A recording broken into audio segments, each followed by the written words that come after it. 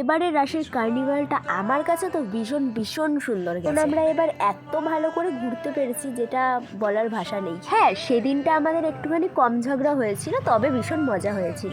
যে আমি প্রথম দেখছি এটা একদমই না, কারণ আমি আগের বছরও দেখেছিলাম, তবে খুব একটা মজা করেছি যে তা না, কারণ আমরা বসে বসে যেহেতু দেখেছিলাম তো খুব একটা মজা করিনি। এবার আমরা পুরো ঘুরে ঘুরে দেখেছি। আগের বছর আমরা ঠেলা খেয়ে একদমই হয়নি, তাই এই বছর আবারও ঘুরতে চলে গেছি। আমাদের এখানে তো রাশের প্রতিদিন এত ভিড় হয়, আর কার্নিভাল আর আরনে তো দাঁড়ানোর জায়গাই নেই। আমি আগের ভিডিওতেও বলেছি এবারের রাসটা সত্যিই আমার কাছে এতটাই ভালো গেছে। প্রতিবার রাসের থেকে আমার কাছে এই রাসটা সত্যিই বেস্ট। যাই হোক, তারপরে দেখো এখানে মহাকাল সেজেছে, মানে এতটাই সুন্দর লাগছিল এখানে দাঁড়িয়ে। এত কিছু মেকে এত কিছু পরে হাঁটে কি করে সেটাই ভাবি। হ্যাঁ, ভিড়টা দেখেছো এবার? কিছু কিছু জায়গায় তো এর থেকেও বেশি ভিড় ছিল। এখানে সেজেছিল এরা মা কালী।